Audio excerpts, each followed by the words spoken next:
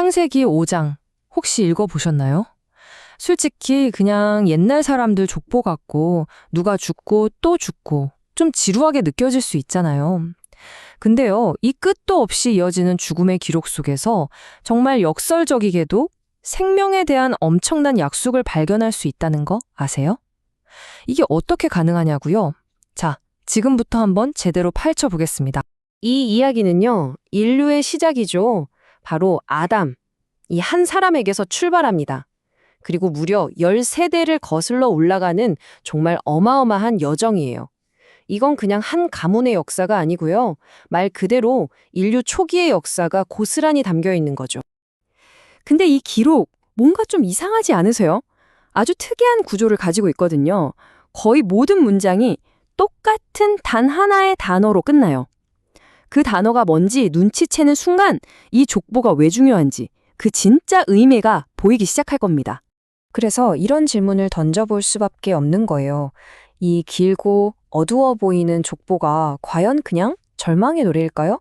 아니면 어쩌면 우리가 아직 보지 못한 어떤 희망의 시작을 알리는 그런 서곡일까요? 자, 지금부터 그 답을 함께 찾아가 보시죠.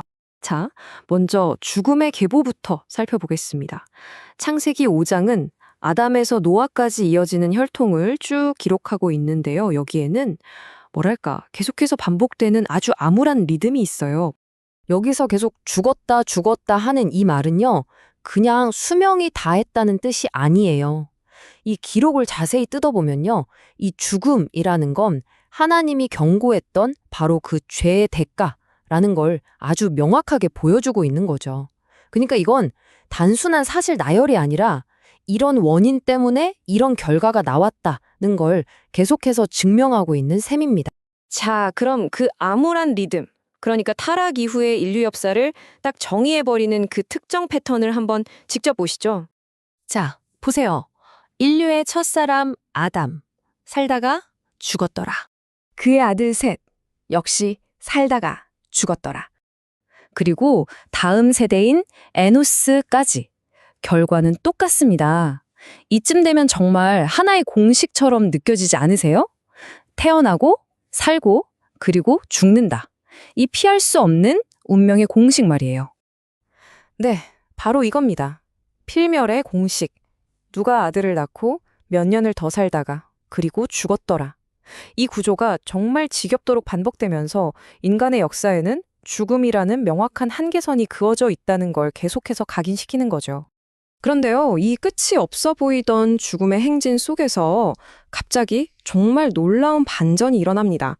이 공식을 완전히 깨트려버리는 한 사람이 등장하는 거죠. 이 대비가 정말 극적이지 않나요? 왼쪽은 우리가 지금까지 계속 봐왔던 그 공식, 살다가 죽었다. 그런데 오른쪽의 에녹을 보세요.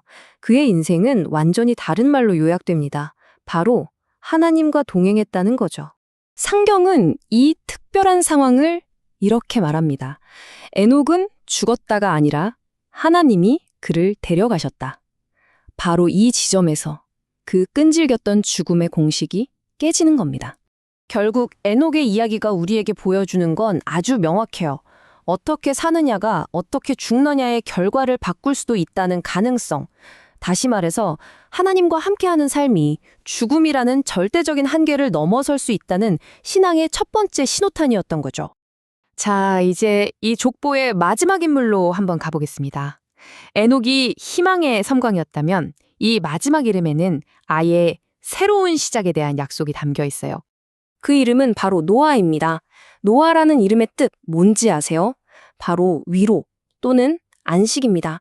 정말 끝도 없는 죽음과 저주의 기록, 그 마지막에 떡하니 등장한 이 이름 자체가 앞으로 다가올 위로와 새로운 시작을 예고하는 하나의 복선이었던 셈이죠. 노아가 왜 중요하냐면요. 이 세 단계로 딱 정리해 볼 수 있어요. 첫째, 그는 저주받은 땅, 그러니까 이 고된 현실을 있는 그대로 받아들입니다. 둘째, 그의 이름 자체가 위로를 약속하죠. 그리고 마지막 셋째, 그는 인류의 새로운 시작을 위한 하나님의 구원 계획, 그 약속을 품고 있는 인물이라는 겁니다. 자, 좋습니다. 그럼 이 수천 년 전의 족보가 오늘을 살아가는 우리에게는 도대체 어떤 의미가 있을까요? 이젠 이 이야기를 우리 삶으로 가져와서 우리가 남기는 유산에 대해 한번 생각해 볼 시간입니다. 결론적으로 창세기 5장이 우리에게 보여주는 건 바로 이거예요. 겉으로 보기에는 그냥 죽고 또 죽는 그런 절망적인 역사 같지만 그 깊은 곳에서는 하나님께서 단 한순간도 놓지 않고 생명의 길을 계속해서 엮어가고 계셨다는 사실이죠. 그래서 이 오래된 기록이 오늘 우리 각자에게 질문을 던지는 겁니다. 나는, 여러분은 어떤 종류의 족보를 남기고 있나요? 우리의 삶은 다음 세대에게 과연 어떤 이야기로, 어떤 유산으로 남게 될까요? 결국 이 모든 이야기가 말하고자 하는 바는 아주 분명합니다. 역사는 우리의 육체적인 죽음을 기록할 겁니다. 그건 사실이죠. 하지만 하나님과 동행하는 믿음의 삶은요, 그 죽음을 넘어서는 생명의 유산을 남깁니다.